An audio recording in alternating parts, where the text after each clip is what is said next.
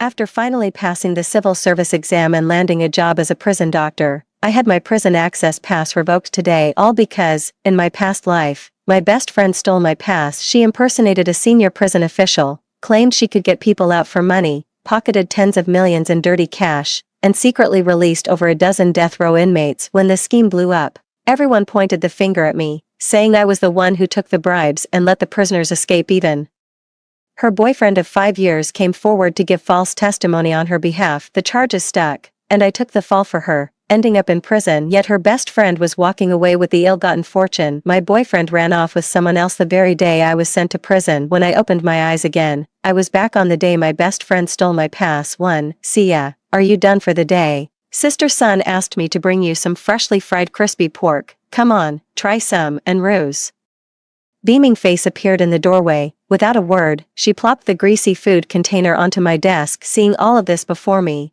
I realized I had truly been reborn. Once it sank in, my eyes locked onto the narrow gap of the just-closed drawer. Without a second thought, I lunged forward and yanked it open. The pass, it was really gone. Anru, I snapped my head up, my voice turning cold. Where's the pass? In my drawer. Pass. And exaggeratedly widened her eyes, rubbing her hand on her apron.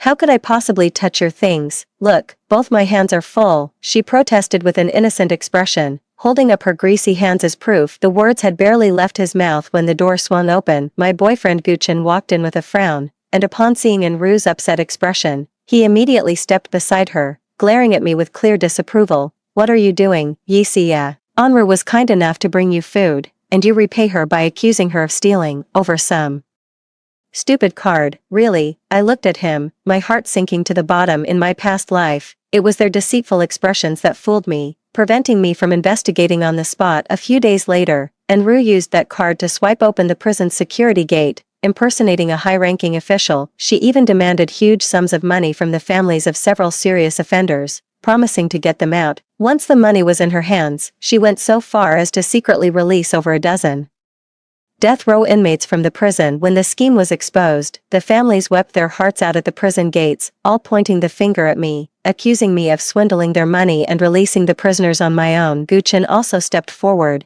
pointing at me and shouting, "It was Yixia. I saw her take the money with my own eyes." I strongly denied it, but with both witnesses and evidence against me, only translation, matching, content_type, format. In the end, he not only lost his job but was also sentenced to 30 years for fraud and unlawfully releasing a death row inmate. On the very day I was sent to prison, Anru took the fortune she had swindled and ran off with Guchen. Unable to accept reality, I gave up on myself in prison. My health deteriorated rapidly, and within a year, I succumbed to illness and died. Fortunately, I've been reborn now, carrying with me the painful memories of my past life. This life, I will never let their treachery succeed again. Too. When his thoughts snapped back, Guchen was still shielding Anru like a solid wall. Old grievances and fresh anger flared up inside me, and I slapped Guchen hard across the face. Guchen, who the hell are you supposed to be dating? Am I blind? Why do you always act like her dog, wagging your tail and biting people for her? My words didn't stop. I turned my head, my gaze sweeping sharply over Anru, my voice low and sharp. Or, have you two been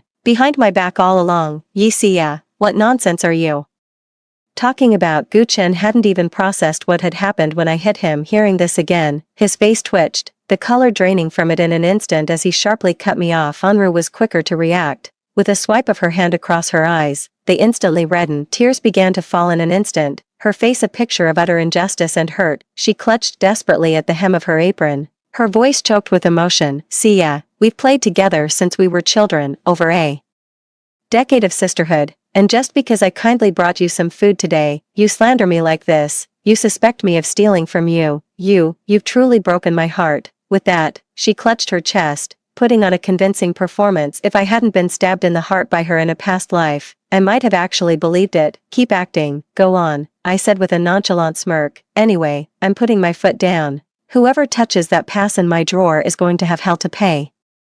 With that, he turned and strode away from the foul atmosphere, paying no mind to the two behind him whose faces were shifting between shades of pale and green. Through two heavy gates of the prison block, fragments of past life memories pierced through my mind. In my past life, after the pass went missing, Anju used it to successfully impersonate me and swindle the money, and Guchen firmly identified me as the culprit. providing both witness testimony and physical evidence that sealed my fate.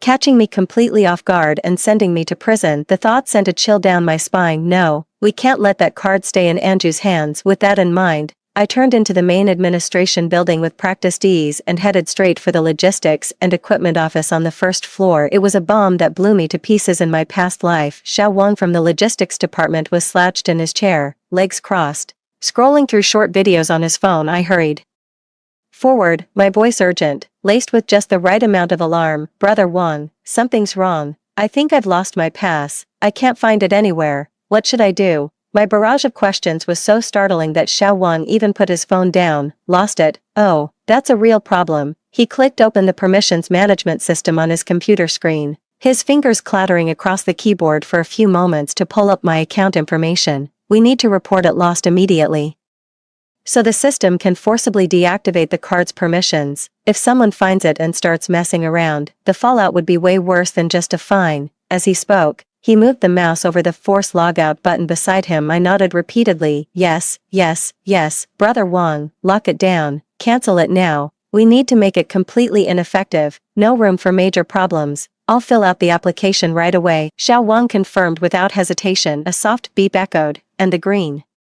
icon on the screen representing my access pass instantly turned gray, with a bold red alert box popping up below. Account deletion successful. Alright, done. After finishing his words, Xiao Wang handed over a lost card application form. Fill this out, sign it, and give it to me. I'll submit it and process the request for a new card. Be careful when entering or leaving this Sunday. Ask a colleague to swipe your card, or have the security guard open the door for you. I gripped the pen and scrawled my name with a flourish in the applicant's signature space. That heavy weight on my chest has finally lifted. While I was on the night shift, Gu Chen's call came through. He was trying his best to sound gentle. Hey, see ya, still upset. Unru was really out of line this afternoon. I'll give her a piece of my mind later. She meant well. That card of yours, did you find it in the end? Everything okay? I held the phone, a cold sneer curling at the corner of my mouth. I thought to myself, he's putting on quite the show of crocodile tears. Card, oh, you mean the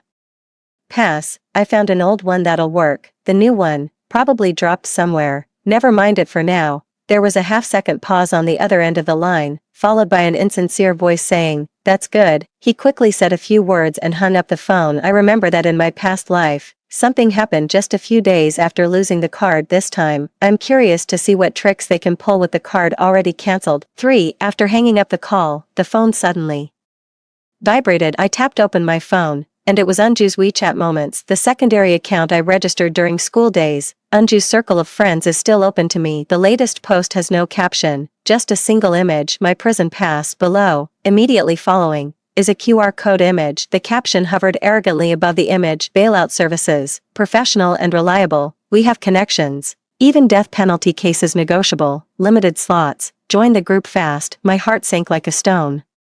They're here. She's making her move. Just as I thought. With trembling hands, I scanned the QR code. The screen changed, and an invitation to a group chat titled Path to Rebirth popped up. My finger hovered over the Join Group button. I hesitated for a second, then pressed down firmly. Instantly, the group chat was flooded with profile pictures and the red dots of unread messages. Dozens of anxious profile pictures flooded the screen, most with names like XX Mom, XX Dad, or Waiting for my child to return. Boss, is it really true that my good-for-nothing can get out? But he was sentenced to life. Sir, just tell me how much you want. I'll pay any price. I'd sell everything I own if it means getting my son back home. Where's my husband? He got a 15-year sentence. Any hope for him? Please give me a straight answer. Unju posted under the group name Prison Internal, her words dripping with condescending impatience. Everyone, quiet. What's the rush? If I say I can get someone out, I can get them out. The connections at the top are solid. Got it.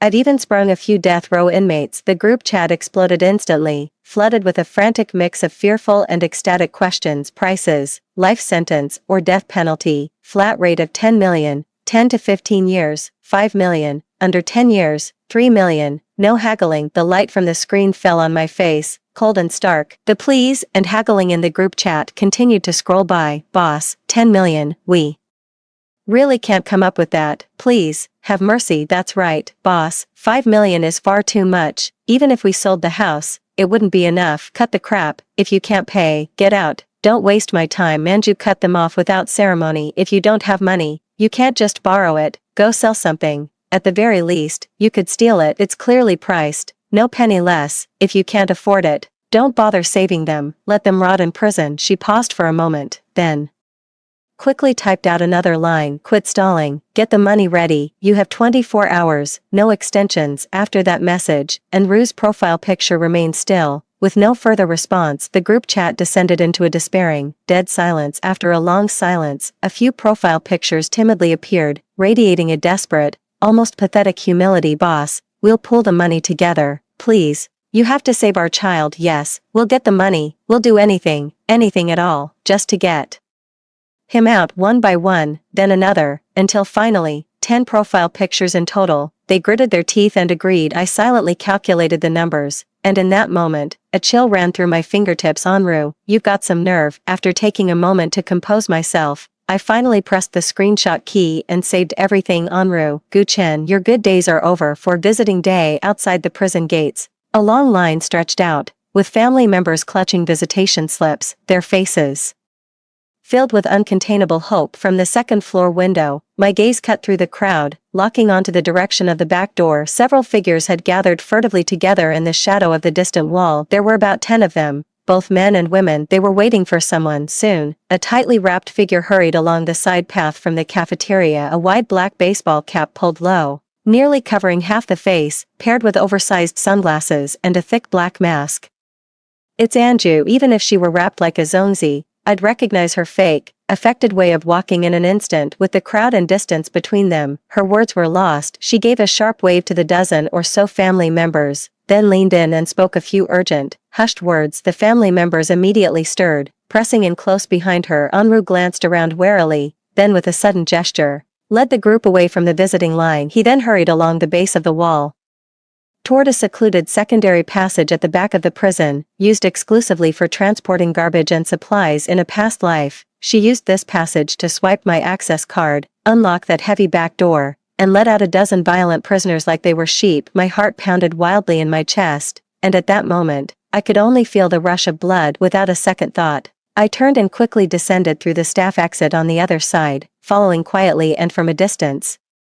Sir, will my son really be released today? A middle-aged man asked, his voice trembling with a thick accent. Nonsense, I've already taken your money. Would I lie to you? Just follow me. Don't look around. If we alert anyone, we're all dead. Yes, the family members stammered, their steps quickening. Boss, your connections, they're really something. You even know about this back door? The other woman asked cautiously, her voice filled with awe and lingering fear. Anju seemed to relish the flattery, her steps lightening a little.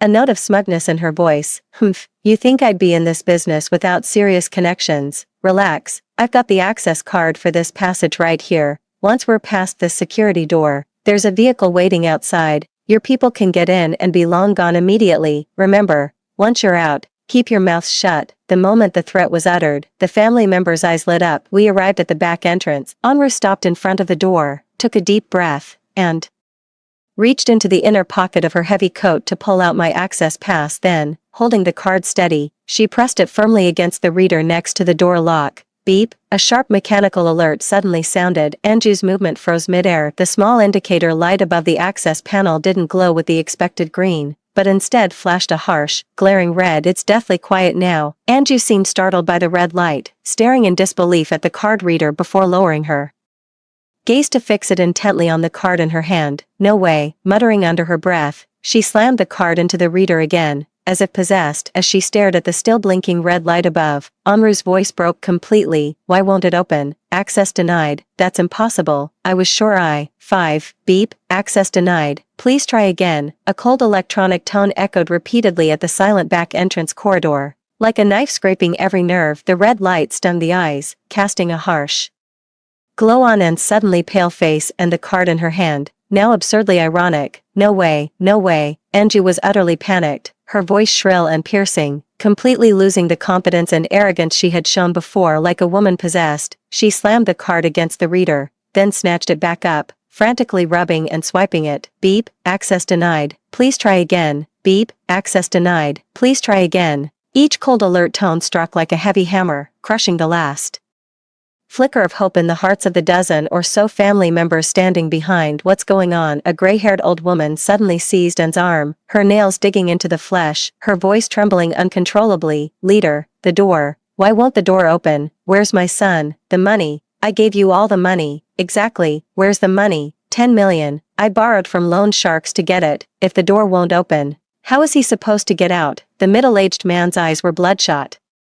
his voice a hoarse roar, spraying spittle all over Enru's face. You're a fraud, a con artist. Give us our money back. Return our hard-earned cash. My husband is in there dying. Say something. Despair instantly erupted into a towering wave of rage and panic. The crowd, like a pot of boiling oil, instantly closed in on Enru, trapping her completely. A torrent of curses, wails, and accusations, along with the jostling and tearing of hands, threatened to swallow her whole. Someone snatched at her hat, another yanked her scarf. Her carefully concealed face was moments from being exposed to the furious crowd. Get away from me, don't touch me. Ange struggled desperately, his voice trembling with fear and tears, his sunglasses torn off, revealing wide, terrified eyes. The card's faulty. It has to be Yisia. Yisia's behind this. She's the one who's done us in. I don't care who you are. The door won't open. No one can get out. Where's the money? A burly man grabbed Angu by the collar, lifting her nearly off the ground. Just then, Enru's phone in her pocket began vibrating violently. It was Guchen calling. Enru clutched at the phone like a lifeline, fumbling to answer it. Her voice was choked with sobs and raw,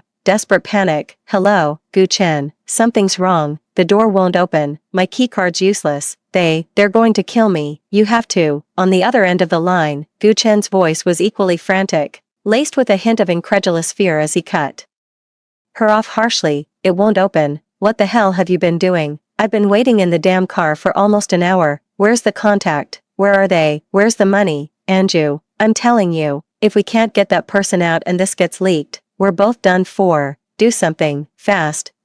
Before Guchen could finish his furious roar, Enru's phone was slapped out of her hand by an angry family member. It crashed to the floor, the screen shattering, and the call abruptly ended. Anju stared at the shattered phone on the ground, the deafening curses and wails ringing in her ears, feeling as though the world was spinning out of control. A cold wave of despair seized her instantly. It's over, it's all over. It never even crossed her mind that her meticulously laid plans would come to this. To think it all fell apart at the very end, tripped up by a mere pass, so close, yet so far. Watching Anju being torn apart by the furious crowd, I hid in the shadows, my satisfaction beyond words. She had only herself to blame for all of this. Anju's cries grew faint, but the crowd's curses and shoving grew even more frenzied. Just then, a sudden rush of footsteps and shouts echoed from the distance. The commotion at the back entrance alerted the prison security. A piercing alarm shattered the silence over the prison. A large contingent of armed guards swiftly arrived and forcibly separated the nearly hysterical family members from Anju, who lay collapsed on the ground in a state of utter disarray. Clear the way, police, clear the way. Several uniformed officers quickly pushed through the crowd, rescuing Anju from the enraged family members. Everyone calm down, no shouting, no fighting. What's going on? Who gave you permission to gather here? This is a restricted zone, Captain Zhang barked, his gaze sweeping over the group in front of him. As soon as the family members saw the uniformed guards, they seemed to have found someone to vent their frustration and seek justice. Rushing forward eagerly, officer, help, we've been scammed. This fraudster has ripped us off. She took millions from us, claiming she could get our person out, but couldn't even open the door. She claimed to be a prison official with connections at the top. Turned out she was a fraud, a complete scam. Pay up, make her give us back our hard-earned money. All fingers pointed instantly at Anju, who was still trembling. Ange was flanked by guards, her body freezing with terror, yet her mind raced frantically under the threat of death. Hearing the name Yisia repeatedly mentioned by the furious family members, and recalling Guchen's words on the phone, we're both screwed. A vicious plan instantly took shape. She jerked her head up and screamed with every ounce of her strength, her voice raw and desperate. It wasn't me. I didn't do the swindle. It was Yisia, the prison doctor. Yisia, it was her. She gave me the card. She told me to pose as an official to collect the money. She said she had connections on the inside, that she could get someone released. The money, all the money is with her. I was just running errands for her. She tricked me too. You should be arresting her, not me. I stood at a distance, watching as she, Once again, like in a past life, splashed dirty water on me. A cold sneer formed in his heart as he clenched his fist in secret. Anju, you really never give up until the end.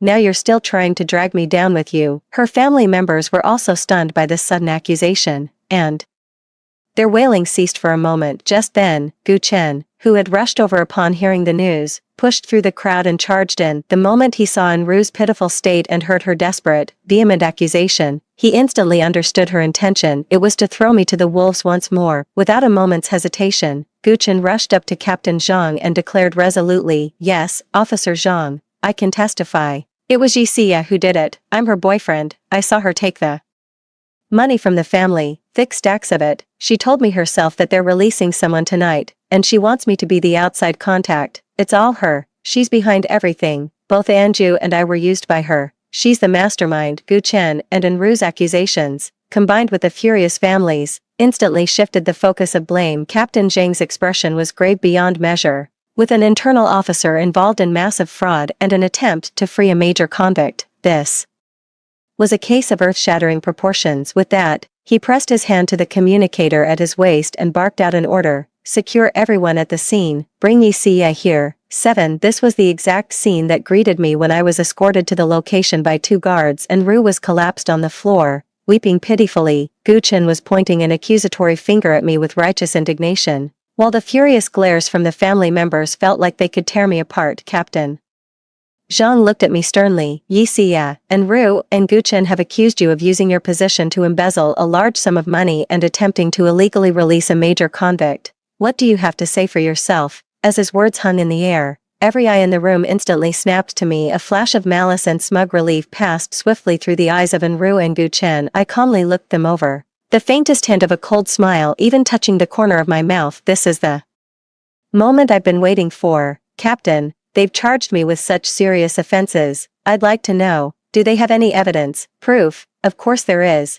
As soon as my words finished, Anju scrambled up from the ground and shouted at the top of her lungs. Then, she pulled out the pass I had already cancelled from her pocket and held it high in the air. "This is the proof. This card belongs to Yi Xia. She gave it to me, saying I could use it to open the back door and let people out." Having finished speaking, she handed the card to Captain Zhang with a smug expression. Casting a mocking glance at me, I watched her smug expression, feeling not the slightest bit flustered. Instead, I couldn't help but let out a soft chuckle. She probably never imagined that, in my previous life, I had already foreseen this very day. Since fate has granted me a second chance at life, how could I not have prepared in advance? Seeing me smile, Anne's pale face flushed, her lips quivering as she pointed at me and shouted, "Feng Xia, you've made such a grave mistake," and instead of showing any remorse, "You dare to laugh." I turned my head slightly, and when I looked at her, my eyes were cold. "Of course, I'm laughing at your foolishness and ignorance. Anju, do you really think you can slander me with a cancelled card?" I slowly walked up to Captain Zhang,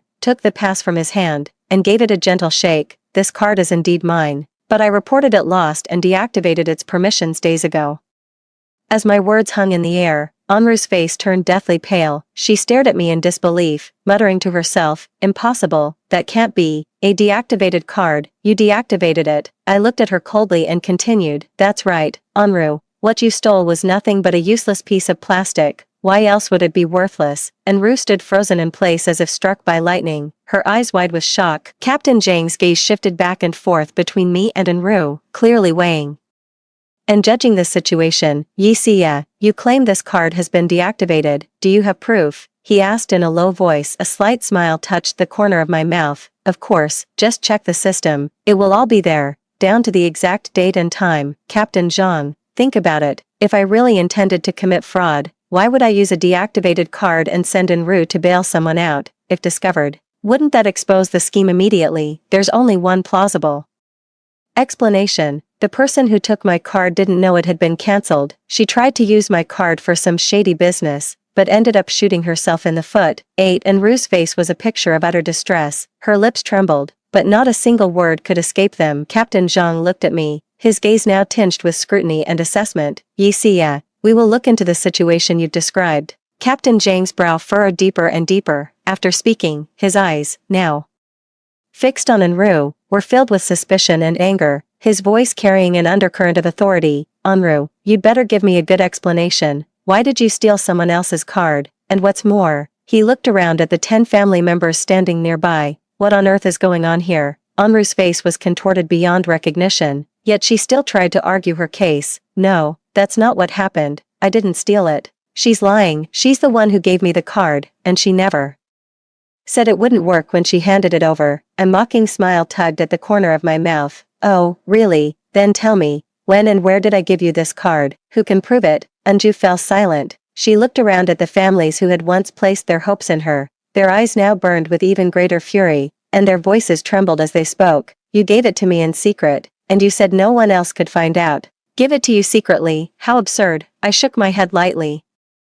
my tone dripping with sarcasm. Anju, do you really think anyone would believe that? I closed in on her step by step, my voice low and forceful. You stole my card, impersonated a superior to collect money, attempted to illegally release a major convict, and now that you've been exposed, you're trying to frame me for it. You've thought of everything, haven't you? Anru kept backing away until she hit the wall, cornered with nowhere left to go. Only then did she cry out in a trembling voice, You! Stay back, you're slandering me. I didn't do any of that. I stopped in my tracks, lifting my chin slightly. False accusation. Humph. Let's see who's really the one making false accusations. After saying that, I gave a sneering smile, ignoring her irrational outburst, and pulled out my phone to bring up all the screenshots saved on that secondary account. The rescues they referred to were carried out through a group chat called The Path to New Life. The initiator is this account under the name Prison. Internal. I turned my phone screen toward Captain Jean and the others, clearly displaying the photo of my past that Anru posted on her social media feed, along with the brazen "bail someone out" caption and the group chat QR code. Also shown were the chat logs between Anru and the family members inside the group, along with the family's desperate, compliant replies. The owner of this account, I said, my gaze icy as it pierced Anru, is her. Anju's face turned pale in an instant, her eyes widened, fixed intently on my phone screen. Her lips trembling. This can't be, you're lying, you're fabricating evidence, this is fake. She screamed and lunged to snatch my phone, only to be subdued by security the next instant. I raised an eyebrow slightly. Whether it's fake or not, we'll know for sure when Captain Jean checks it. With that, I gave my phone another little shake. By the way, I just happened to record the whole thing. How Anru kept trying and failing to swipe my pass at the security gate today, how she looked down on me just now, and how Guchen rushed out to give false testimony. As soon as those words were spoken, Anru collapsed completely, her body slumping to the ground, unable to even cry. She just kept shaking her head. It wasn't me. I didn't slander her. It was her. She made me do it. Guchen's eyes darted around in panic. He instinctively tried to back away, but the guards behind him held him firmly in place. Anru was completely flustered by now. She shook her head desperately, her voice trembling with tears. However, no one believed her excuses anymore. Family members watched her in disheveled distress,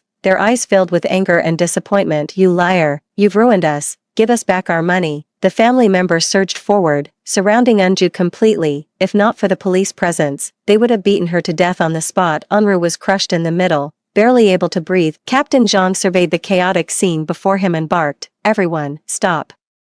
Police, no shouting, no fighting. Then, he looked at Anru, a flicker of disgust in his eyes, and gestured sharply, Take them away, all of them, we'll question them one by one. Anru and Guchen were hauled out of the interrogation room by the guards. The family members were also separated and taken in for questioning individually. Standing outside the interrogation room, I watched it all unfold with immense satisfaction. Soon after the investigation, the police were able to reconstruct the entire sequence of events. Anju's deception led the family to panic, followed by a failed card transaction, emotional breakdown, and accusations. Guchen's sudden appearance, his unequivocal false testimony, and the anger incited among the families. The timeline, group chat records, and pass revocation logs aligned perfectly. Anru's phone data was also recovered, revealing that she had personally created and led the group chat, with all fraudulent messages originating from her actions. Some family members' transfer records also point to the account she provided. Once the evidence was conclusive, Anru and Guchen began to blame each other, each claiming the idea was the other's, but the police paid no heed to their excuses. In the end, Anru was sentenced to life imprisonment, having been convicted on multiple charges including fraud and impersonating a state functionary to engage in deception. Guchen, as an accomplice to fraud, was sentenced to 15 years in prison for perjury and harboring a major crime. Finally, it's all over in this second life. I personally pulled out the poison thorn meant for me, and I've nailed them to the pillory of shame forever. The future is long, this life, my journey, has only just begun. End of text. That's all for the first story. Stay tuned, because the next one is even more exciting. Don't pick up money you find on the street, especially if there's a red string tied around the money, because you'll suddenly notice a line of small print on the back of the bill borrowing 10 years of your life. That's how I was tricked out of the rest of my life. The one who lent me his life, he was my grandfather who should have passed away. I watched with my own eyes as the coffin lid was closed over my grandfather. At the moment the coffin was sealed, he was still breathing, just drugged into a deep sleep. He had no idea that outside, gongs and drums and swanas were blaring in the air. As people loudly celebrated this joyous funeral, Grandpa isn't dead, yet he must vanish from this world. It all stems from an ancient local custom. Upon reaching the age of 60, every elder, regardless of their state of health, must hold a grand funeral ceremony presided over by the village chief. Then, the villagers would carry their coffins to a desolate mountain, hurl them into a kiln specially built inside a cave, and seal the entrance shut with concrete, cutting off any chance of survival. Over a dozen soul-suppressing nails were driven into the coffins to prevent the elderly from waking up mid-process, still clinging to hope, and trying to push open the lid to escape. It was also done to stop those who suffocated inside from transforming into vengeful, malevolent spirits after death, returning to seek revenge and claim lives from the villagers. Our village was in a remote and impoverished mountainous region. In those days, the land was barren and resources were scarce. Forget about having enough to eat and wear, everyone was just thankful to get a bowl of watery, thin gruel. The poorer people are, the more they feel compelled to have children, to keep that fragile family line going. Thus, it is not advisable for the elderly to live too long. They're too old to work, need the younger generation to care for them, and can no longer contribute to the village. Every extra day they live is a waste, just taking food from the mouths of their descendants. And so, the dead man's kiln came into being. To this day, almost all the young people in the village have left the mountains, leaving behind only a few elderly residents living alone. Yet, such a harmful custom still persists. Dad, let's take Grandpa to the city, away from the village. I don't want Grandpa to die, I begged through my tears. My bond with my grandfather was so deep that I couldn't bear to watch him suffocate to death. Chapter 2. Without even looking up, my father poured all the white powder into my grandfather's rusted teapot. In a tone one uses to coax a child, he said to me, "Chung, this is the rule passed down by our ancestors. Your grandmother went through the same. Don't be afraid, grandfather will watch over us from heaven." It had been over half a year since grandfather's 60th birthday. His coffin had long been ready. The village chief had come by secretly several times to urge us, and it was only by slipping him several cartons of cigarettes that we managed to delay until now. I made a scene over this for a while. I even went to the village chief's house, knelt down, and begged him to spare my grandfather, but my father chased after me, publicly slapped me across the face in a rage. His face flushed crimson as he cursed me for being an unfilial son. Confronted by the villagers' faces, each twisted into a hypocritical, sinister grin, and my father, transformed by a rage I'd never seen before, I felt my entire world crumble. A malevolent light seemed to flash in all their eyes. I knew exactly what they intended to do. I had once followed my furtive father to that desolate mountain. There, he secretly clipped my grandfather's fingernails and hair, then joined the village elders gathered at the mouth of a kiln cave, chanting strange incantations and performing a bizarre dance. They carried out some kind of ritual. The ritual can absorb the old people's unfulfilled lifespan and blessings, enabling their children to achieve a reversal of fortune. It lightens the family's burden while also benefiting future generations. Two birds with one stone. Having someone in the family move into the dead man's cave was considered a great honor. During the day, I could only suppress my sorrow and cherish the final moments with my grandfather. At night, I would secretly weep into my pillow. My father called me a worthless good-for-nothing. He found me a nuisance and drove me out of the house that very night. I crept up to the window and watched as he moved my unconscious grandfather into the pitch-black coffin. Then he called the villagers over, and together they hammered in the soul-calming nails, one by one. Grandfather must have sensed something was wrong before he left. He held my hand just like when I was a child, often rambling on about things from the past. "Chung, my boy, study hard so you can marry a lovely and capable wife someday." Grandpa sat in the sunset, puffing on his old pipe, his wrinkled, yellowed eyes fixed on me. "Then you have to come to my wedding, Grandpa," I replied bitterly. Rings of smoke coiled and vanished into the air, as grandfather laughed heartily, revealing his sparse Aged teeth, it'll come, ha ha ha. Chapter 3. I can't believe Grandpa actually came back after the 7th day. Father treated the workers who had helped with the funeral to a meal. At the banquet, everyone drank heartily, and the inner room was filled with loud chatter. I was crouched at the entrance to the courtyard, my expression one of anguish, imagining just how desperate my grandfather must have been in his final moments. Chung, what are you doing out here? Shouldn't you be toasting with your father? Wang Yergo came over and patted my head. He was the village chief's son and my childhood friend. Don't feel like it, I said, forcing a smile. A gust of wind swept through, sending a chill down my back. My gaze drifted aimlessly, eventually settling on the swaying, pale white lantern. I'm sorry, but I couldn't get through to my dad. They're so stubborn, clinging to this ridiculous old tradition. It's inhumane, really. Wang Erga blamed himself when I went to his house to plead for mercy, and his father was about to hit me with a broom. He was the first to rush forward and block the way. What's on your mind? You seem miles away. He poured his heart out, but seeing I wasn't paying attention, he looked puzzled. There's money on the ground. I pointed under the lantern and picked up the money. Not a penny more, not a penny less, exactly $100 bill. Really? Wang Yergo's eyes widened. I checked it out. It's real. We've got to spend it right away. Found money is ill-gotten gains. It's bad luck to keep it on you for too long. Besides, if the person who lost it comes looking, we'll be in trouble. Wang Ergo muttered under his breath. A strange unease crept over me, and I turned the bill over to show him the back. In bold black ink, several large characters stood out clearly. I'll borrow 10 years of your life. A red string was tightly wrapped around it. Wang Ergo fell silent, his expression darkening. $100 for 10 years of your life.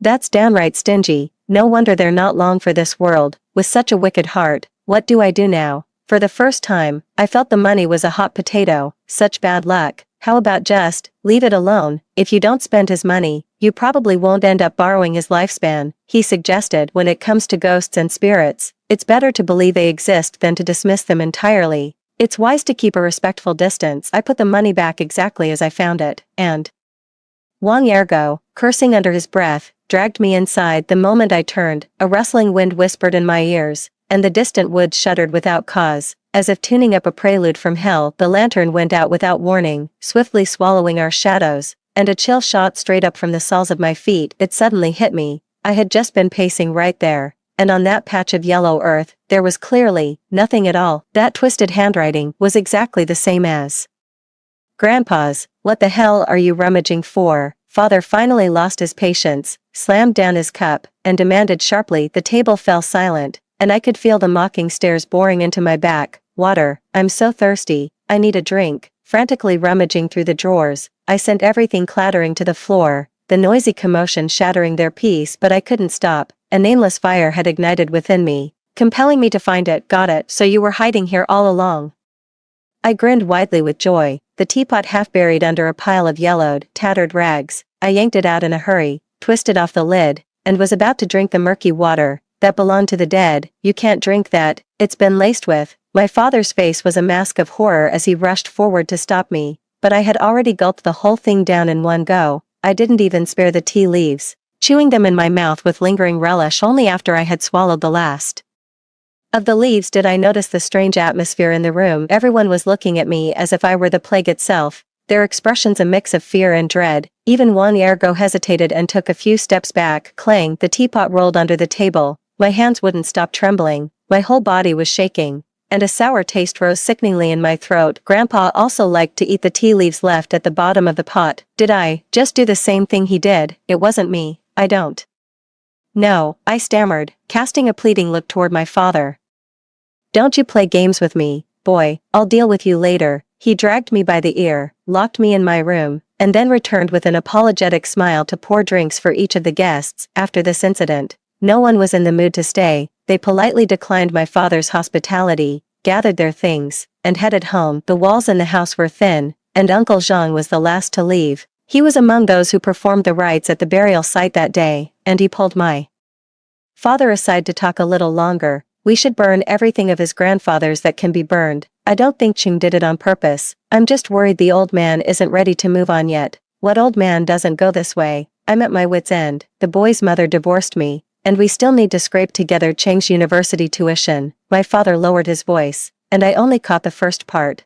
I still haven't found the money he hid away, so it really was about Grandpa's inheritance. An image of my grandfather came to mind, how he'd fish crumpled bills from his waistband to buy me candy. I pulled the blanket over my head and closed my eyes in pain. As for the matter of picking up the borrowed life money, I didn't tell my father until the next day. Dad, why did you take down Grandpa's portrait? Except for Grandma's photo, a patch of wall was bare, with a nail exposed. Father was outside burning Grandfather's belongings. The thick black smoke made him cough a few times, and he frowned as he spoke. What do you mean I took it down? You were the one who just got up and stood there fiddling around for ages, wiping the photo with a cloth. You forgot to hang it back up, didn't you? I have no recollection of this at all. I'm completely baffled. Was I sleepwalking? The mountain morning is always lively, as neighbors gradually wake up and begin opening their doors one after another. Oh, and Ching, bring your grandfather's toothbrush, the yellow one, and burn that too, he shouted. I was squatting by the ditch brushing my teeth when the neighbor girl let her chickens out of the coop. I grinned at her and said, "Morning, Xiao Xiao." The girl paused, dazed, ignored me, and hurried away in a fluster. How rude. I spat out a thick wad of phlegm in anger. I've been calling you for ages and you won't answer. Playing dumb, huh? Someone kicked me square in the back without warning, sending me tumbling into the gutter. I clambered out, my pants filthy, cursing under my breath. Didn't I teach you any manners? That's your Aunt Zhao. He grabbed me by the collar and slapped me hard across the face, the sting burning into my skin. Chen Tianming, get this straight. I'm your real father. I slapped him back without hesitation. He flinched, clutching his face in shock, staring at the toothbrush in my mouth, his lips moving but no sound coming out. A crowd gathered at the sound of the commotion, but no one dared to step in and break up the fight. How many times have I told you, I'm not dead yet, so don't hang my portrait next to your mother's. Bad luck. I was fuming and gave him a public scolding. By the time my anger had subsided, my vision suddenly went black and my body collapsed limply. When I opened my eyes again, it was already evening, and my bed was surrounded by familiar faces. Dad, I spoke weakly, my body utterly drained of strength, heavy as if filled with lead. Hearing my voice, Father visibly relaxed his tense nerves and took my hand. Ching, are you feeling any better? My body was covered in yellow talismans with crimson characters, and cold, gleaming silver needles pierced my skin. A splitting headache gripped me, as if someone were trying to pry open the crown of my skull. I have a headache. Uncle Zhang handed me a bowl of murky, dark talisman water, used for warding off evil spirits. Do you remember what happened this morning? Only a little bit, Dad. Auntie Zhao. I'm sorry, I apologized to them. Uncle Zhang's expression turned grave. Did you sleep peacefully last night? I didn't sleep well, I answered truthfully. I always feel like someone's pressing down on me, making it hard to breathe. By midnight, it's noisy outside, probably because Dad hasn't gone to sleep yet. Father gave Uncle Zhang a meaningful look, as if to say it wasn't him pacing about, but the hairs on his neck still stood on end. Ching, my boy, did you touch something you shouldn't have earlier? Like the offerings for your grandfather? Asked Uncle Zhang. Stroking his beard, I shook my head, but I did find some money once. Seems like it was Grandpa's. I laid out the whole story about finding the lifespan loan money that night. My father smoked in silence for several cigarettes, and Uncle Zhang let out a long, heavy sigh. Find money, and even if you don't spend it and return it, it'll still haunt you. It seems your grandfather still wants to cling to life, relying on your strong, healthy body to extend his own years. He's borrowing your 10 years to stay in this world a little longer. Once you reach 27 or 28, he'll give your body back to you. Father was overcome with grief. It's all my fault, all my fault. I lost my head for a moment. If only I had brought our father back to the city and taken better care of him for a few more years. Uncle Zhang quickly covered his mouth. You mustn't say such things, he whispered urgently. The village chief is dead set against taking the elders out of the mountains. He believes it will bring misfortune upon the whole village. Bad luck. Chapter 4. I remember a story my grandfather once told me. There was once a family who, defying the village chief and their own clansmen, planned to move their entire household out of the mountains that had sustained them all their lives. They intended to take with them the family matriarch, who was meant to enter the cave of the dead. On the eve of their planned departure, disaster struck. A great fire broke out in their backyard, reducing all their worldly possessions to ashes. It was the clansmen, roused from their beds in the dead of night by the smell of smoke, who rushed to help put out the flames. The entire family had been overcome by the fumes. Had it not been for the intervention, lives would surely have been lost. After that ordeal, the family refused point blank to move away. They ended up knocking out their wailing, grief-stricken matriarch, stuffing her into the coffin, and finishing the funeral in a state of sheer terror. With things having come to this, my father's remorse was futile. He asked Uncle Jean if there was any way to resolve the situation. Uncle Jean first scattered a handful of stove ash at our doorstep. It's said to carry the protection of the kitchen god, warding off spirits. Once night fell, I had to be in bed, not lingering outside to give my grandfather any opening later. He brought me a stack of medicine packets, instructing me to take them on time. They were filled with all sorts of strange herbal dregs. I recognized the foul-smelling Renshungwon. It looked exactly like dried waste from a latrine. "Thank you, Uncle Jean," I said gratefully. He gave me a long, searching look, then turned and left without a word. Word of this eventually reached the village chief, and he came to see me once. He stood far back from the window, wearing that same old white cloth shirt he never seemed to change out of. His face was stern, his eyebrows knitted into a deep, inverted V. I don't know why, but I always felt there was something dark and shadowy about the chief's complexion, as if it were shrouded in a layer of gloom. Perhaps he didn't sleep well last night. In our remote and impoverished village, the headman holds a position of great authority, presiding over nearly all matters, big and small, especially weddings and funerals. The position of village chief is passed down from generation to generation. When the current chief dies, it goes to his son, and when the son dies, it goes to the grandson. Wang Ergo will one day become the village chief too, but the Wang family seem to be under some mysterious curse. Every village head, upon reaching middle age, would suddenly fall prey to a strange illness and soon die a sudden death. That dense cluster of graves at the east end of the village serves as the Wang family's ancestral shrine for generations. Wang Ergo has told me more than once that he's terrified his father might suddenly pass away one day. Wang Ergo came to see me at dusk, leaning on the windowsill to talk. "Ergo, could you sweep the dust by the door for me? I want to get some fresh air, but I don't want my dad to see the footprints out there. I've been cooped up for over 10 days now, and I'm absolutely going stir-crazy." Wang Ergo paused, glancing at my expression from side to side, unable to make up his mind. "I've finished all the medicine Dr. Jean prescribed, and I'm already fine." I told him to relax, then gave him a light flick on the forehead. That was a game we often played as kids. Without a second thought, Wang Ergo chuckled and walked away. In no time, he was hunched over, sweeping a clear path for me with a bristle broom. As dusk fell, I slipped quietly out through the window, then let him scoop the stove ash back in place. Perfectly seamless. "I'm suffocating." We walked along the quiet, nearly deserted path, and I stretched my arms out wide with a deep, satisfying sigh. "Guzzy, do you know what happened to that $100 I left behind? I went back to look for it, and it was gone." Wang Ergo remained silent for a long moment before finally shaking his head. "I don't know. Maybe the wind blew it away." That red string was tied tight. It would take quite the wind to blow it away. "Ergo, I whispered softly, reaching out to press my hand on his shoulder. He visibly flinched. "Chung, what is it?" He swallowed hard. In his suddenly dilated pupils, I saw the reflection of my own horrifying face. Chapter 5. My features were twisted into a monstrous visage, like a creature clawing its way out of the underworld. "Go tell your father this.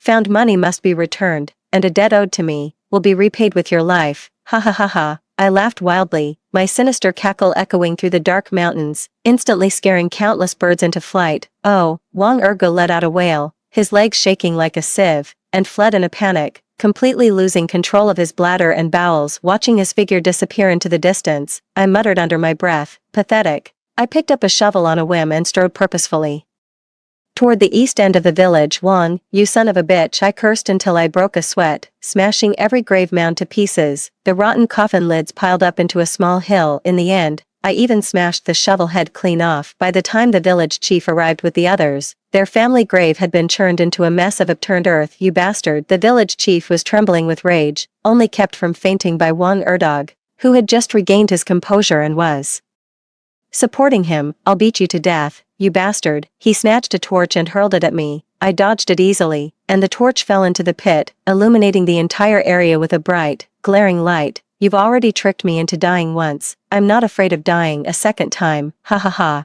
Before I could finish speaking, I was seized by a violent, hacking cough and spat out dark blood. "Dad, Chief." I knelt on the ground, veins bulging on my face, my hands gripping my throat tightly in agony. "Chung, you little rascal." My father rushed over and hugged me, while Uncle Jean pasted a talisman on me. Only then did I start to feel a little better. Just as unexpectedly as it had come, Grandpa's spirit departed for a while, but at that moment, a greater panic began to spread. Someone stammered out, "The coffins in this grave, why are they all empty? Not a single bone, not even a scrap of clothing worn by the dead, could be seen." Everyone exchanged uneasy glances, and even the usually composed Uncle Zhang looked rather pale. "Black magic, it's all black magic. He hates us Wangs. He even took our ancestors' remains." The village chief cursed furiously, shooting me a venomous glare. "Brother Zhang, is there any other way?" my father asked, pleading. "Since we can't overpower his grandfather, there's only one option left." Uncle Zhang's eyes darted between me and the village chief. Then he uttered a sentence that made everyone present gasp in shock. "Open the tomb and bind his escaped soul back into the corpse." "This, absolutely not," the village chief flatly refused, his face betraying an imperceptible hint of unease. "Apart from funerals, we haven't opened a tomb like this in 100 years. If there really is something unclean inside, it's all going to come pouring out. Then he'll keep coming after them, not just Ching, but everyone he holds a grudge against. He'll get his revenge on them all," declared old Zhang, his voice firm and unwavering. "If I'm not mistaken, you must have picked up that $100, right?" The village chief's face changed. How did you know?" "I can see your forehead is dark, and your dark circles are heavy. There's a strong aura of evil energy around you. He came to you at night, didn't he, Dad?" Wang Ergo murmured, his voice laced with worry. "It looked like it was almost certain now. That day, after drinking at Tianming's place, I noticed some money on the ground by the door. Figuring no one had seen it, I picked it up. Only when I got home did I realize what was written on the bill. Since that night, I've heard the old man speaking by my bedside every night, haunting me like a ghost." The next day, everything in the house had been moved. Nothing was in its proper place. You could even catch a glimpse of him darting past the window. The village chief's voice grew increasingly weary. "What about the money?" "I didn't dare to spend it, so I burned it." Uncle Zhang furrowed his brow. "The curse hasn't been lifted yet, but the borrowed life coins used to seal it have already burned. Now we have no choice but to open the kiln." The darkness around me was suffocating. Water dripped steadily from the cave walls, and a drop landed on the back of my neck, sending a chill straight to my core. They broke through the solid concrete and surged inside. By the faint light of the fire, I finally got a clear view of the entire kiln. Chapter 6. Though I had imagined this scene beforehand, the sight of towering coffins and a floor littered with skeletal remains, hundreds at least, crawling with unfamiliar insects, still sent my stomach churning violently. The cave dwelling was dug deeper over time, so the more recent years were actually further in. Following my elders to the very end, I soon came upon my grandfather's coffin, large, pitch black, and unnervingly new. All the soul nailing spikes are still in place. The body shouldn't have turned yet, it's just the soul that's wandered off, Uncle Zhang concluded after a thorough inspection. Following his instructions, several strong men carried the coffin outside, to avoid disturbing any other entities in the kiln when they summoned the spirits later. Uncle Zhang drew a large ritual circle,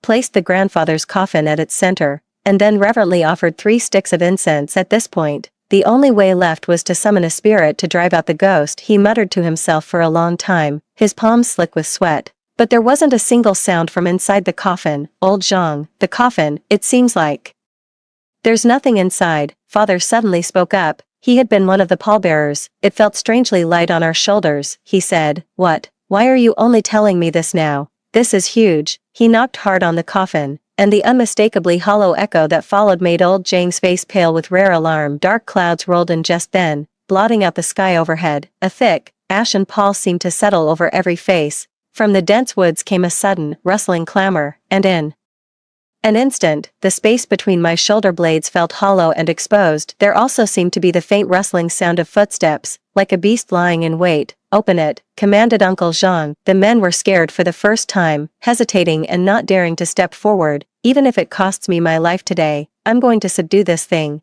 Only then did a few men gradually step forward to pull out the nails. "I'm sorry, Father. I didn't want to disturb your peace. It's all for your grandson Sake," the father said with a mournful face as the sun set behind the western hills. The last of the nails were finally pried loose. The coffin lid was riddled with jagged holes. Everyone had backed away to a safe distance, craning their necks as old Zhang prepared to lift it open. This is, old Zhang gasped in shock. Nothing happened. I moved forward with the others to look inside, and sure enough, there was nothing there. This could only mean one thing: grandfather's corpse had undergone a ghastly transformation. It was no longer human, but some unnatural thing that had slipped away, perhaps now hiding somewhere, watching us. So how did he get through these nailed-shut coffins? Wang Gui, give me back my money and my life. Father read out a line of text, written on the inside of the coffin lid. It was written in blood, a sight so gruesome it sent chills down his spine. It was grandfather. He had woken up midway, dipped his finger in his own blood, and painstakingly written it out, stroke by stroke. It was also the proof that he had been smothered to death. I couldn't help but feel a deep sorrow, while my father, quick as a flash, grabbed the village chief who was trying to sneak away. Wang Gui, did you steal my father's money, my grandfather's life savings, which my father still hasn't found to this day, are the reason why we've been staying in the village and haven't returned to the city? It wasn't me. I swear, I only picked up that $100, haha. Haha. A strange, chilling laugh cut him off, coming from the mouth of the cave, the custom-made funeral robe, the emaciated, hunched figure, and the crooked, yellowed, sparse teeth that showed when he smiled. Whose else could it be but grandfather? Grandpa, I shouted, and Uncle Jean quickly covered my mouth. He tilted his head to one side, his pallid hand pointing at the village chief. You promised me, if I gave you the money, you'd keep me alive, told me to hide the hammer, and revealed the secret exit from the kiln, but you took the money and still nailed me shut. I can't even break open the coffin, and the exit is fake. You lied to me. The deceased grandfather roared in fury, his face twisted into a grotesque grimace, his sharp fangs poised to lunge and bite at any moment. He exposed the village chief's scam, revealing that the so-called death kills were nothing but a front for his money-making scheme. They secretly struck a deal with the elderly who were about to enter the kiln, feigning to leave them a glimmer of hope, and swindled them out of the hard-earned money they had saved through a lifetime of frugality. That's a lie.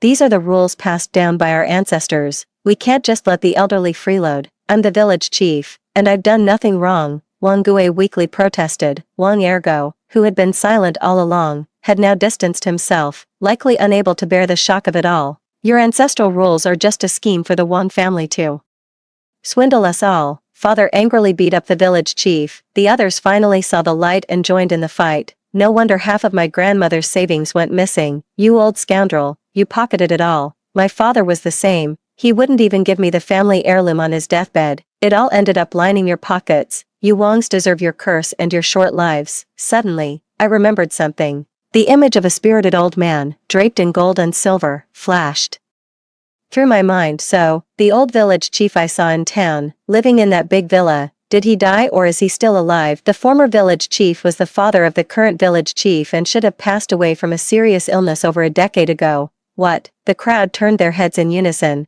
their gazes now even more filled with hatred and malice. Wang Gui's face looked worse than a frostbitten eggplant. Ah, so that's why the Wang family graves are all empty. You forbid others from leaving the mountains, yet you secretly abscond with the money yourselves. You deserve to die 100 times over. What followed was a torrent of punches, leaving Wang Gui bruised and battered. By the time we came to our senses, grandfather had already turned and was walking slowly back towards the tomb cave. Don't let them get away. Uncle Jean was the first to give chase, and I followed close on his heels. The cave was deathly silent, devoid of any trace of the living. Even though we were running with all our might, we could only watch helplessly as grandfather grew more and more distant, until the sound of his footsteps faded away completely. Grandfather, stop calling for him. Uncle Jean cut me off, squinting as he studied me. The old village chief died before you were even born. How could you possibly know what he looked like? I answered flawlessly. I saw it in a photo hanging at the village chief's house. I wonder if I can keep this from him. For a long moment, silence hung between them.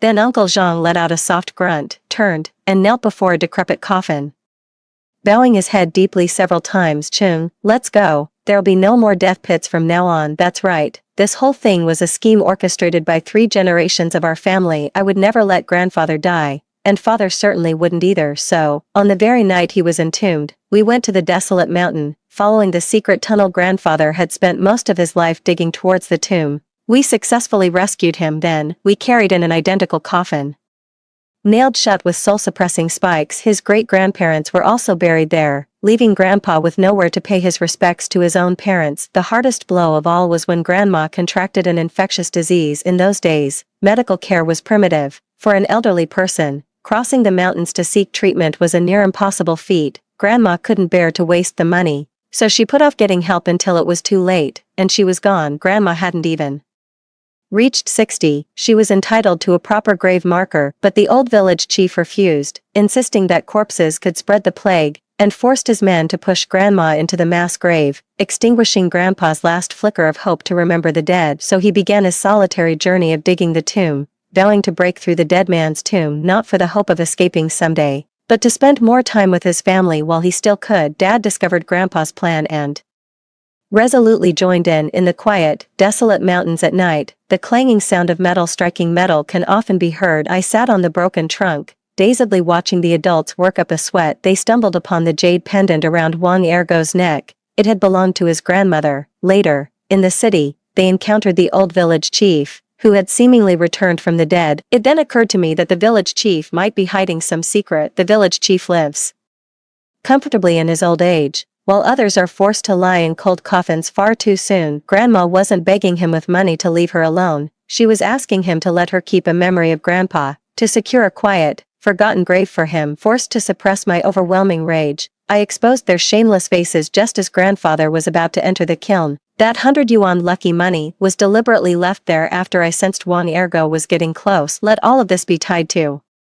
the village chief's most superstitious and manipulative deities, those he uses most effectively to control people's minds. Unsurprisingly, it was picked up again by Wang Gui, who was greedy for money. I acted out of frenzied possession with all my might, while my father feigned deep anguish. But Grandpa would wander around the village chief's house every night, driving him to the brink of mental breakdown. As the village chief, this lineage failed to fulfill its duty of protecting the entire village, instead casting a shadow over the whole mountain. Wang Gui was beaten first, and his health never recovered afterward. On top of that, the shock from his grandfather scared a soul right out of him. He kept having nightmares at night, his mind grew foggy, and he became dull and vacant. Father and Uncle Jean gathered evidence of his family's corruption and fraud, led the police over several mountains to bring him to justice, and trusted that the law would deliver a proper verdict. The money Wang Gui had schemed so hard to obtain could only sustain his wealth for the first half of his life. My connection with Wang Erdog gradually faded. He transferred to a boarding high school, and perhaps too ashamed to face the villagers, he never returned to the mountains again. All these years, I've only heard that he changed his name. His father said a humble name would help him thrive,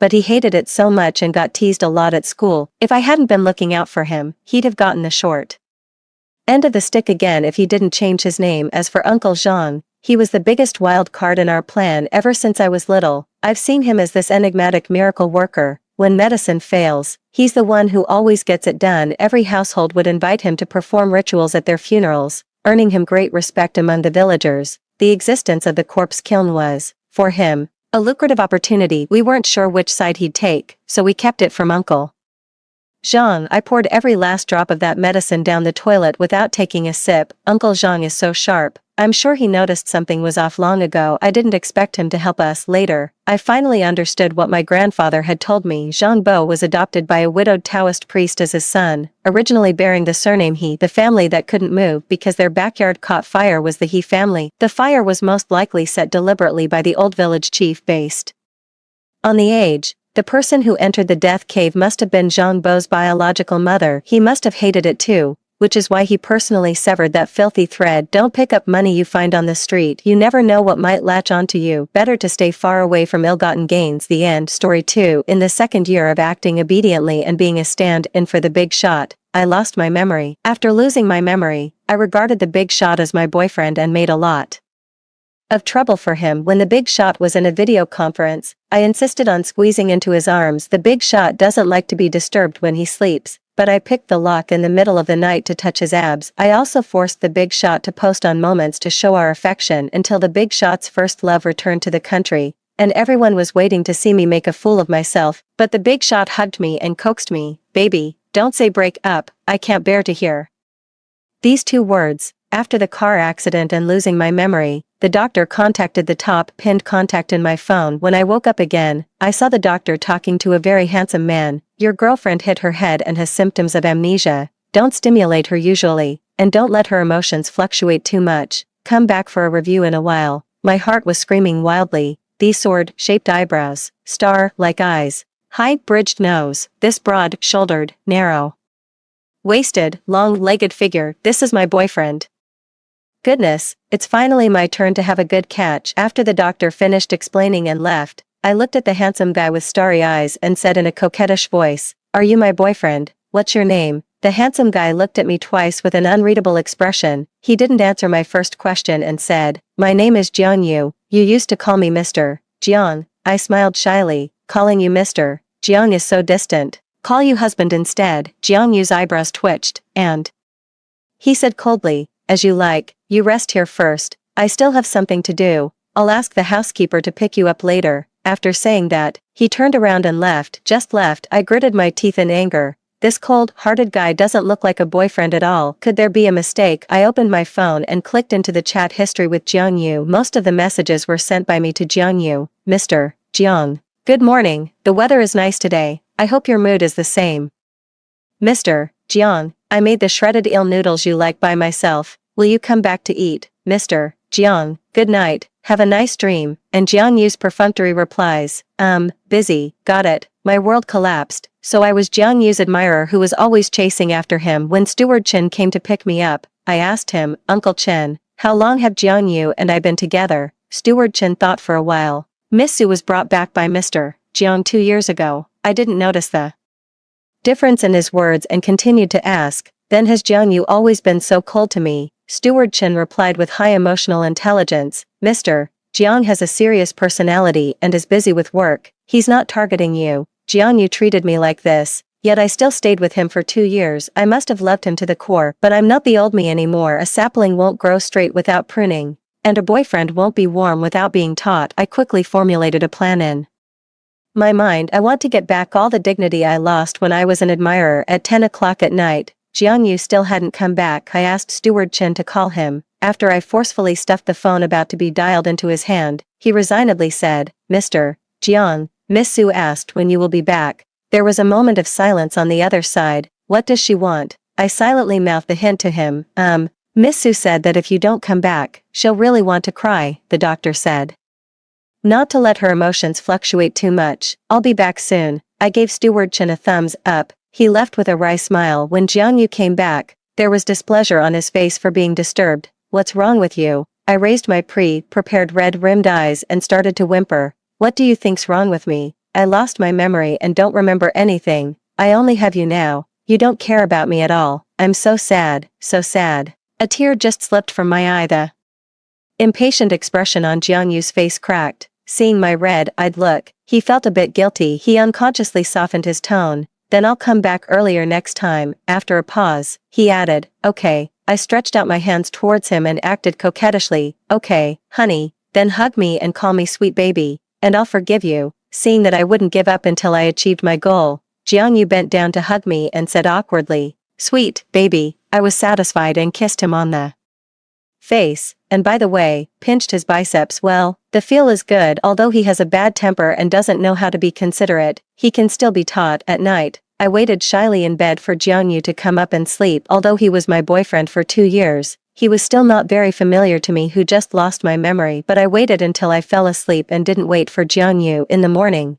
Jiang Yu didn't go to work and was working in the study. I went in and lay on his back, putting my arms around his neck. "Honey, you made me wait for a long time last night. Are you not in a good state recently?" Jiang Yu's whole body froze, and he gritted his teeth and said word by word, "Su Tian Tian, I'm in a meeting." Ahahaha. I laughed dryly. "I was joking. You continue, haha." I quickly slipped away. I clicked into Jiang Yu's moments. There were photos of sunshine, sunset, and even the wild cats on the roadside, but there was never a photo of me not posting about his girlfriend. Could there be someone he cares about? In moments, Jiang Yu came out of the study with a dark face after the meeting. When he saw my face, it was even darker than his. What he originally wanted to say turned into, "What's wrong with you again, Jiang Yu? Take a photo of me now and post it on your moments." Jiang Yu found it and refused. "No." As I expected, there was something fishy. I exploded. "Jiang Yu, do you think I'm not presentable, or you just don't want others to know you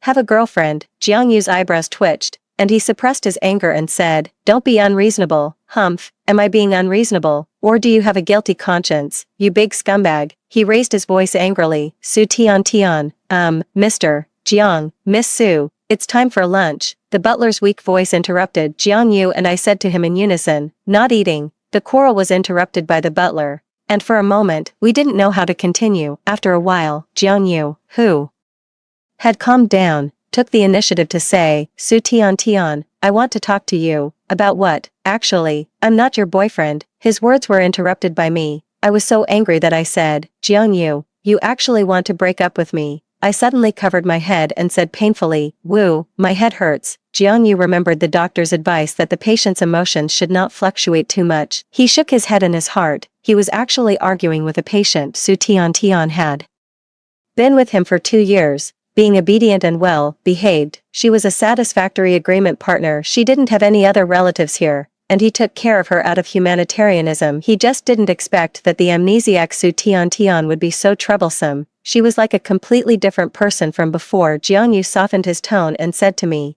take a deep breath first and calm down. I took a few deep breaths, extremely aggrieved. I can't calm down, I get angry just thinking about you not posting on moments. Seeing my appearance, Jiang Yu helplessly took out his phone and took a photo of me with a click. He compromised, then I'll post it now. Don't be angry. I took the phone and saw the ugly photo he took and quickly deleted it. I pulled him to sit beside me, posed, and took a photo of me leaning in his arms. Then I quickly edited a caption and stuffed the phone to him. Jiang Yu looked at the photo and let out a hell laugh. Su Tian, I can't wait to see how you'll deal with this when you regain your memory. He handed the phone to me and said, okay, does your head still hurt now? Do you want to go to the hospital? The moment's caption solemnly announced that I'm taken visible to everyone, and some people have already liked it. I smiled satisfactorily and gave him a big kiss. I'm much better now. Jiang Yu pursed his lips, looking at my eyes full of trust and dependence on him. He said uncomfortably, well, that's good. Don't let your emotions fluctuate so much in the future. Be careful that stimulating your head will make you stupid, then you can't be fierce to me in the future. Okay, I won't be fierce to you. Jiang Yu was going to a friend's birthday party in the afternoon. I pestered him to take me with him on the grounds that I hadn't been out for many days because I found that there were a lot of likes and comments on his moments, but I couldn't see a single one on my side. Oh, except for Steward Chen's. The young master has finally found his happiness relieved expression. So there's no intersection at all between his moments and mine. If a man never introduces you to his friends, it means he's just pretending to love you. I want to claim my sovereignty. When Jiang Yu brought me into the private room, it immediately attracted everyone's attention. He said to the man sitting in the middle, Li Qing, happy birthday. Li Qing smiled brightly. Thank you, brother Jiang. It's the first time I've seen you bring a female companion out. He winked at me, quickly. Introduce this beautiful lady to us. Who is she? The opening introduction, the first step in claiming sovereignty. I took Jiang Yu's arm, smiled brightly with my eyes bent. I'm Jiang Yu's girlfriend. You can call me Tian. Jiang Yu didn't refute, which was a tacit agreement. Haha, Tian. As expected, she's as beautiful as her voice and can make brother Jiang fall in love. The people at the table had different expressions for a while, and several unfriendly gazes fell on me. The woman named Qingqing next to Li Qing looked at me and said meaningfully, I didn't expect brother Jiang to have a girlfriend. Tian doesn't seem to be brother Jiang's type. I looked at Jiang Yu's profile and smiled sweetly. When you meet the right person, you'll know that she's the one you want the most. Whatever I am, you likes the same style. Jiang Yu was hearing such cheesy words in public for the first time, and goosebumps almost came up all over his body. I squeezed his arm hard under the table. You, am I right? Jiang Yu took a sip of wine to cover up his expression of being in pain. Right. Qingqing's smile was a bit distorted. Hee, is that so? A woman with big wavy hair next to her then said, Tian, I've never heard brother Jiang mention you. When and how did you two get together? Actually, I also wanted to know. I looked at Jiang Yu. Jiang Yu hooked the corner of his mouth and gave me a look to play freely. I was attracted by his smile. It's a long story, Jiang. You fell in love with me at first sight 2 years ago and then launched a crazy pursuit of me, but I'm not a person who judges by appearance. I care more about a man's connotation, so I rejected him many times, but under his persistent, unyielding, and shameless pursuit, I was finally moved by his sincerity, and thus, became his girlfriend. He, a few days ago, insisted on posting my photo on Moments. I disagreed and said to keep a low profile, and he was unhappy. I had a doting expression of I really can't do anything about him, which made Jiang Yu's eyes twitch twice. He leaned closer to me sideways and whispered in my ear, Su Tian, I really want to see your expression when you regain your memory soon. The warm breath sprayed on my ear, and my ear turned red. I stammered, I I'm upright and above board, whether I lose my memory or not. I must be the same person, although I can't remember. Judging by the degree of my heartbeat towards Jiangyu in our recent interactions, I must have liked him very much before. Jiangyu smiled playfully. You'd better be. The big wavy-haired woman and Qingqing showed the same distorted dry smiles. Li Qing laughed exaggeratedly. I didn't expect that. Brother Jiang actually has a shameless side. It's really a pity that I didn't see it with my own eyes. I'm so full of dog food. Tian, I want to toast you. You've done a great deed for the people. Ha ha ha. I picked up the wine glass and was about to drink when a hand with distinct knuckles stopped me. Jiangyu took the wine from my hand. She's not in good health and can't drink. I'll drink with you. Another round of eating dog food ensued. Hee hee. My heart was sweet. Li Qing and Jiangyu went out to get something. As soon as he left, the several women at the table stopped pretending and looked at me unkindly. A stand-in. What are you pretending for? The few people first whispered. And then their voices got louder and louder. Just a stand-in. So arrogant. She really doesn't know her place. Yeah, compared with Sangyu, she's like a toad and a swan. I slapped my hand on the table with a pop and said loudly, who are you calling a stand-in? When Jiangyu came back, he heard my angry voice. Jiangyu is not a stand-in. He's my unique boyfriend. In my eyes, no one can compare with him. He's irreplaceable. If any of you say that again, I won't be polite to you. Everyone was stunned. Is she crazy? Jiangyu came over and patted my shoulder, smiling amusedly. All right, you should keep your emotions stable. Don't be angry anymore. Let's go back. Before leaving, he turned around and gave a warning look at the people present in the car on the way back. Jiangyu and I sat in the back seat. I looked at his handsome profile and thought, how could anyone be willing to treat such a good person as a stand-in? I should be too busy kissing and hugging him. Jiangyu, don't be angry. Jiangyu said casually, why should I be angry? Could it be that someone dares to treat me as a stand-in? Certainly not. People who look for stand-ins are the scum of the scum. If someone truly likes a person, how could they look for someone similar to him? They're just pretending to be affectionate for others to see. It's disgusting for both the stand-in and the person being imitated. Jiangyu nodded in agreement. You're right. What would you do if someone treated you as a stand-in? I frowned and said, I would break up with him and never have any contact with him again. This kind of disgusting thing makes me feel that looking at it one more time will shorten my life by a year. Jiangyu, with a bit of alcohol on his breath, turned around and hugged me, his eyes with an unclear meaning. Su Tian, you really are full of surprises. Jiangyu had never slept in the same room as me. Butler Chen told me that Jiangyu had been used to sleeping alone since he was a child. However, he said inadvertently, but everything has a first time. Someone has to take the initiative to break the habit. Miss Su, come on. I was greatly inspired and felt justified. What's wrong with wanting to sleep in the same bed as my boyfriend? When I went to Jiangyu's bedroom, he had just come out of the shower and was only wearing a bath towel. Water droplets flowed down his full pectoral muscles, across his abdominal muscles, along his mermaid line, and disappeared into the bath towel. I unconsciously swallowed a mouthful of saliva. He looks so good, but he's hiding it from me and not letting me have him.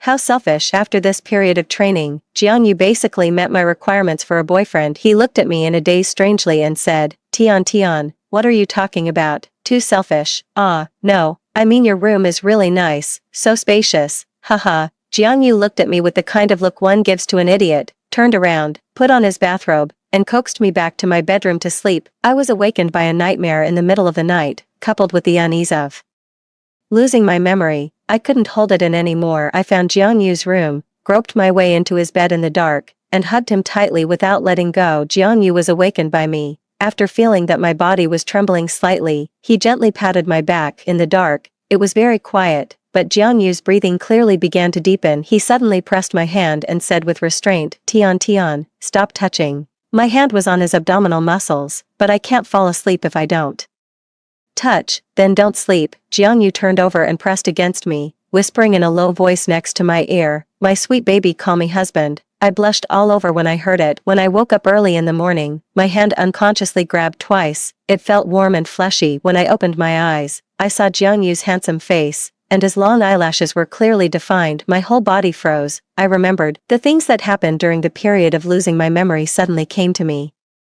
What did I do? I trained Jiangyu. I caused trouble for his work, made him call me sweet baby, forced him to post on moments, and declared my sovereignty to his friends. I also lusted after his body and took the initiative to sleep with him in his bed. The sky is falling. Noticing that Jiangyu's eyelids twitched, I quickly closed my eyes and pretended to be asleep. After Jianyu woke up, he gently kissed me on the face. His voice in the morning was low and sexy. Sweet baby, stop pretending to be asleep, I know you're awake. I opened my eyes and pretended to have just woken up. Huh, I just woke up, Mr. Jiang, you're awake too. Jianyu's eyes narrowed slightly and he stared at me, doubting. Mr. Jiang, do you remember? Why is he so sensitive? I felt like crying but had no tears, afraid that he would settle accounts with me. I made the next plan in the blink of an eye. I couldn't let him know that I remembered for now. Then I would find an opportunity to break up with him and never see him again. I quickly buried my head in his chest and said shyly, this is for fun. Don't you think it's very exciting to call you Mr. Jiang so seriously in bed? Call it again for me to hear, Mr. Jiang. Jiangyu turned over and pressed me under him and kissed me. He gasped and said, it really is very exciting. Keep calling and don't stop. I thought while crying in my heart, Jiangyu is really a good person. He went this far to avoid stimulating my head. I began to find reasons to break up with Jiangyu reasonably. Jiangyu, let's break up. Jiangyu suddenly turned his head and stared at me intently. Why? Our living habits are different. You're used to sleeping alone, while I like to sleep with someone else. We're not suitable for each other. That's not a problem. I slept well yesterday. I can get used to sleeping with someone else in the future. This reason didn't work, so I changed to another one. Also, you're always busy with work. You can't give me the company I want. Then I'll reduce my work in the future and work from home more to accompany you. I was in a hurry and continued, our Chinese zodiac signs conflict. Being together will make everything go wrong. Where did you check that? I'll find a proper fortune teller tomorrow to calculate it carefully. Your attitude is also. Jiangyu sighed and interrupted me. He looked at me seriously. Tian, what did I do wrong to make you angry? I felt guilty and said, nothing. Or do you not like me anymore? No. Jiangyu hugged me tightly, his tone affectionate and serious. Then you can't say break up. I don't like hearing these two words. When you remember everything, we'll talk properly. I pursed my lips and didn't continue. I fell in love with Jiangyu at first sight 2 years ago, so when he proposed to be together under an agreement, I agreed. I heard that it was because I looked somewhat similar to his first love. His first love was a gentle and understanding person. I wanted Jiangyu to like me, so I tried to change into the appearance he liked. I was obedient, gentle, and considerate, and I was very careful. I greeted him with concern every day and cooked for him with my own hands whenever I had time, but Jiangyu had always been very cold to me. Just like treating an employee, I could never get close to Jiangyu, and there was an unbreakable distance between us. During the messy interactions after losing my memory, I fell in love with Jiangyu again and was deeply trapped in it. However, he has a first love. I've seen how powerful the first love can be. When that person comes back, I can only leave in a dejected way. Ding ding, the phone notification sounded. Someone added me as a friend, and the note was Ching Ching. It was that Ching Ching I met last time. After I approved the friend request, she immediately sent me a photo. Jianyu's first love, Sangyu, is back. Su Tian, you. The fake stand-in, just wait and cry. The address is here. Come and see with your own eyes how big the gap is between a toad and a swan. Teach you a lesson for being so cocky last time. I enlarged the photo and saw at a glance that Jiangyu was looking at the side with a gentle smile, and next to him was sitting a gentle and beautiful girl. This must be his first love. Sangyu. I jumped up from the bed. I couldn't lose in terms of spirit. I changed my clothes, put on a full face of makeup, and headed to the address. I heard the cheering and jeering inside the private room even before I reached the door. Jiangyu and Sangyu haven't seen each other for so many years. They must have a lot to talk about and are embarrassed to let us listen. Later, you two can find another place to talk alone. I heard that brother Jiang had a sweet girlfriend some time ago, and she even looks a bit like Sangyu. That's called a stand-in. Now that the real person is back, the stand-in should leave the stage. Then came Jianyu's voice. Don't talk nonsense. She doesn't like to hear the word stand-in. Don't mention it in front of her in the future.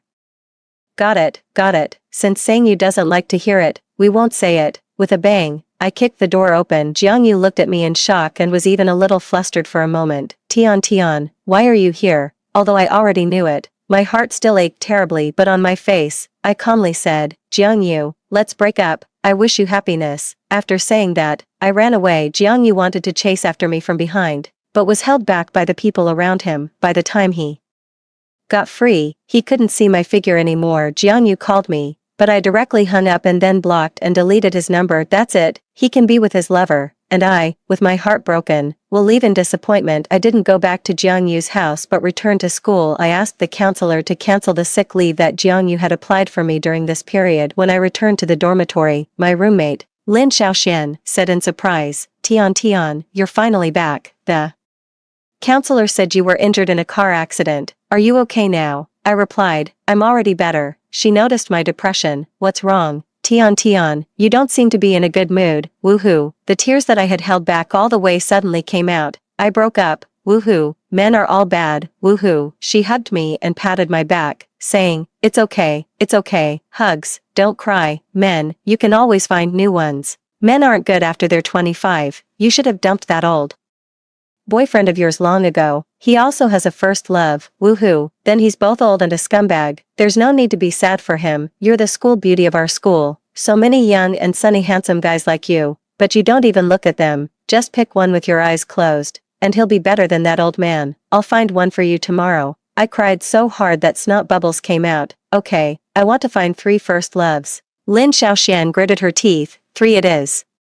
Leave it to me. At noon the next day, Lin Xiaoxian rushed into the dormitory and called me. Tian, after my careful screening, I've selected 3 guys from those who like you. You can go have a meal with them first to get to know them and see if you like them. Lin Xiaoxian, with your efficiency, what can't you succeed in doing? When I went downstairs, I really saw 3 guys with different styles. There was the sporty and sunny type, the gentle and intellectual type, and the cute and boyish type. Lin Xiaoxian whispered, what do you think? Satisfied, I gave her a thumbs up. Awesome. They greeted me one after another. The sunny guy smiled brightly and said, good noon, Miss Tian. The intellectual guy adjusted his glasses and said, Tian, are you hungry? Let's go have a meal. The boyish guy said sweetly, Senior Tian, let's go quickly. It was really dazzling. The best way to forget a relationship is to start a new one. The forest is so big, why should I hang myself on one tree? After giving myself a mental boost, I was about to go have a meal with them when I was suddenly called by a familiar voice. Jiangyu said through gritted teeth as if he had caught me in the act. Su Tian, what are you doing? I turned away my gaze and pouted. Mr. Jiang,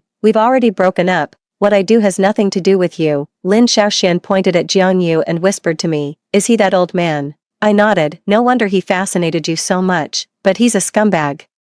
Even if he's good-looking, he's not worth it. Let him see how many people like you and go home to regret it. She said to Jiangyu bluntly, Uncle, we're going to have a meal. Do you want to come with us? Jiangyu agreed. Okay. I widened my eyes. What on earth are you doing? Lin Xiaoxian. Jiangyu was seated at the position farthest from me, across from me under the intentional uncle calls from the others. Jiangyu frowned and said, I'm only 5 or 6 years older than you. You don't have to call me uncle. There's a generation gap of 3 years. It's not a problem to call you uncle. You know, we usually hang out with people of our own age. 5 or 6 years is still quite a difference. Sorry, you might not understand what we're talking about. Jiangyu's face turned so dark that it seemed to drip ink. He just stared at me fiercely and didn't argue with them. Seeing that he didn't say anything, the others also felt it was boring and started chatting with me to make me happy. There was always food in my bowl, and the guys deliberately took good care of me. When the boyish guy was about to feed the peeled shrimp into my mouth, Jiangyu broke the chopsticks in his hand with his bare hands. His eyes were red, and he couldn't bear it anymore. Su Tian, you're going too far. You didn't even give me a chance to explain. Now you're being affectionate with others in front of me. I've been looking for you all night. And this is how you treat me. He gritted his teeth and repeated, you're really going too far. Either give me a break and listen to my explanation. If you don't want to see me, I won't bother you anymore. I put down my chopsticks. What do you want to explain? You remember what I said. If he treated me as a stand-in, I would break up with him and never have any contact with him again. I would feel that looking at this kind of disgusting thing one more time would shorten my life by a year. Jiangyu still stared at me and said, I remember. I just want you to give me a chance to explain. Okay, go ahead and explain. Come with me. He stood up, forcefully pulled me up, and walked out. He made several phone calls along the way, and we came to the same private room as last time. The people sitting inside were exactly the same as last time, and Sangyu was also there. Jiangyu pulled a stool for me and made me sit in the open space in front of everyone. I looked at Jiangyu in confusion. What was he up to? He said in a deep voice. They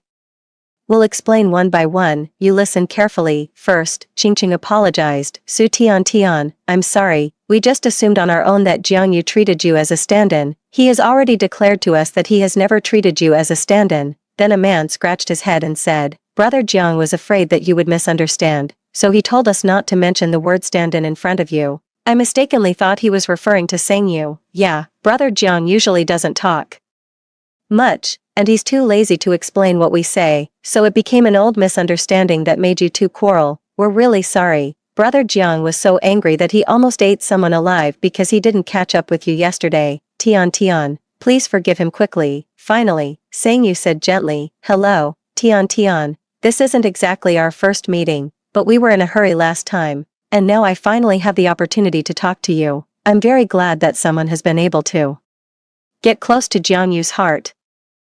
You're a very nice girl, but why do you think he would do such a tasteless thing as finding a stand-in? If someone really found a stand-in based on me, I would be too disgusted to eat. Everyone is unique. I am, Jiang Yu is, and so are you. Jiang Yu propped his hands on the chair, encircling me. Su Tian, do you understand now? I nodded blankly. Was I wrong? Then why did you approach me in the first place? Jiang Yu said gloomily, so you remembered everything long ago. We went back to Jiang Yu's house. As soon as we entered, Butler Chen set off a firework with a bang. Congratulations, Mr. Jiang and Miss Su, on reconciling. May you be sweet and in love from now on. The streamers fell on my head, and Jiang Yu helped me take them off. He curled the corner of his mouth and said neither too softly nor too harshly, always doing these fancy things. I sat on the sofa with my legs together and my hands on my knees. Being very proper, Jiang Yu sat opposite me, looking as if he was going to settle the score from the beginning. With a serious expression, he started to interrogate me. When did you remember? On that morning, so you deliberately lied to me, and then you tried to find an excuse to break up with me. I was wrong. Jiang Yu laughed out of anger. You made me call you sweet baby, climbed into my bed in the middle of the night, and then found an excuse to break up with me. Later, you blocked me without listening to my explanation, and the next day you flirted with those young boys and even said I was old. Su Tian, tell me yourself, are you going too far? I lowered my head, feeling guilty. I was a bit too much, way too much. Then what are you going to do about it? I looked up at him. What should I do? Post a confession to me on Moments. Isn't that a bit childish? When you made me post on Moments, you said, people who don't dare to post on Moments have something to hide and are afraid that others will know they have a boyfriend. I covered my chest. The boomerang had finally hit me. I immediately picked up my phone and posted a photo of us together. It said, I don't have to be strong anymore in the future, because my strength has arrived. After Jiang Yu saw it, he nodded in satisfaction. I remembered that he still hadn't answered my question. You haven't answered me yet. Why did you approach me in the first place? Wasn't it because I looked like your first love? Where do you look like her? Don't you know how beautiful you are? Then why were you so cold to me before? Didn't you like me? You used to be like a mannequin. I like you the way you are now. The difference between me now and before is that I'm being myself. After reconciling with Jiang Yu, I took him to school and had a meal with Lin Xiaoxian. Formally, he was wearing a denim outfit with a shirt, and he looked no different from the college students on campus. At his request, I invited the 3 boys from that day to come along. After the doctor finished explaining and left, I looked at the handsome guy with starry eyes and said in a coquettish voice, are you my boyfriend? What's your name? After everyone knew that I had reconciled with him, they didn't deliberately call him uncle anymore. The sporty and sunny guy said, Brother Jiang, don't take it to heart. Last time, we targeted you on purpose to vent Tiantian's anger. The cute and boyish guy said, yeah, you don't look your age at all, and you're very charming. The gentle and intellectual guy said, but Tian is the school beauty, and there are a lot of people chasing her, so Brother Jiang, you have to treat her well. Finally, Lin Xiaoxian summed up, that's right, as long as Tian is happy, Brother Jiang is our friend. When Jiang Yu was in a good mood, he could also chat happily with everyone. He knew something about every topic and he could talk about them in a very convincing way, making the others look at him with increasing admiration. So did I. After the meal, Jiang Yu seemed to be in an especially good mood. It wasn't until we got home that he revealed his true intentions and directly dragged me into the bedroom. Su Tian, I still haven't settled the score with you. As a result, I spent the whole night making amends.